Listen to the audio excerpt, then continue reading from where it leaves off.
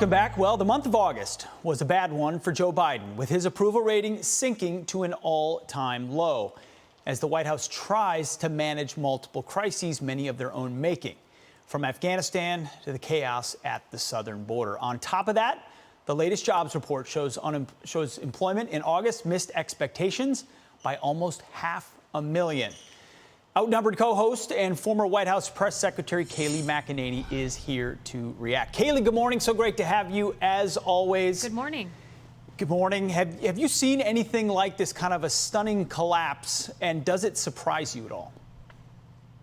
Look, it doesn't surprise me because we elected a president from a basement. He was not tested. The only challenge he had was that on that debate stage where President Trump absolutely trounced him in that final debate.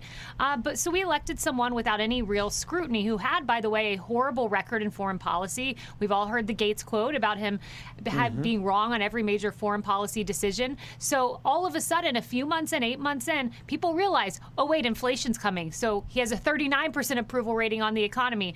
Oh, wait, COVID. He wasn't prepared for that either. It was President Trump that gave us the vaccines.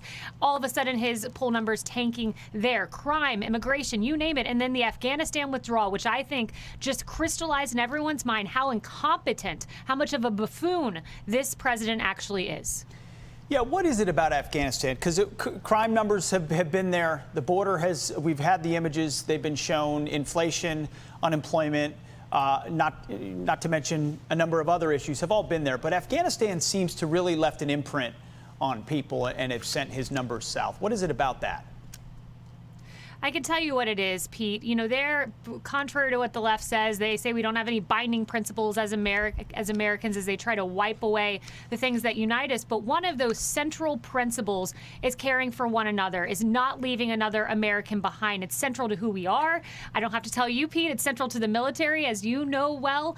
So I think when I saw the polling, and it was extraordinarily high numbers of people who said, no, I don't want to leave Americans behind, and even a majority saying, I don't want to leave Afghan allies behind, like the interpreter that helped you and so many others. That principle, when it came into question, when we lost a war we fought for 20 years, left Americans behind, Afghans hanging from planes, and 13 U.S. service members dead after 18 months of not losing a service member, I think it just really rubbed Americans the wrong way because it's against everything that we stand together united for. You're right, and the images are so stark, whether it's the checking of the watch or the bowing of the head, or as you referred to, clinging to planes and falling from the air, or even as you were talking, we showed the Taliban flags now flying from our equipment right before our eyes. It feels like America's dignity, honor has been shaken to its core.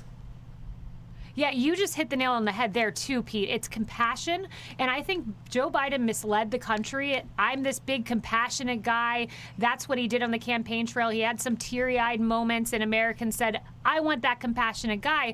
But then we find out when he's asked about the Afghans, whose remains, by the way, were found in the wheel of a plane, he said that happened 4 or 5 days ago. After Afghans were killed, he said no one is being killed. The checking of the watch, the Gold Star families who have come forward, it paints a picture of who this man really is. He's stubborn. He's not caring. In fact, I would argue he is cruel, as we've seen through the latest Afghanistan debacle. Yeah, well said. When you see that number, 43% approval rating, that's incredibly low when you consider how young ultimately his term is.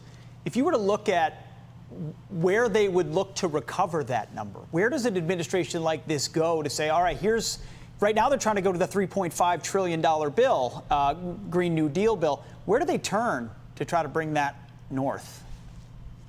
I think they'll try to turn to that bill, but the problem is even polling shows Americans are all of a sudden a little rifled by spending. They realize that this exorbitant spending is tied to inflation.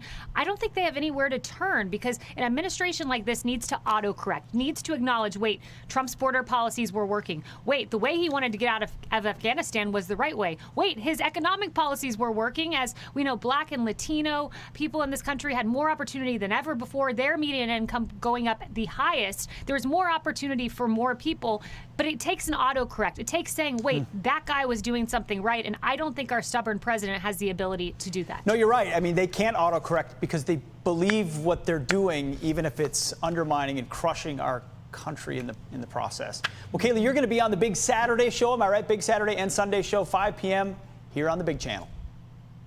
Can't wait. Thanks so much, You Pete. can watch more of Kayleigh. Thanks so much for being with us.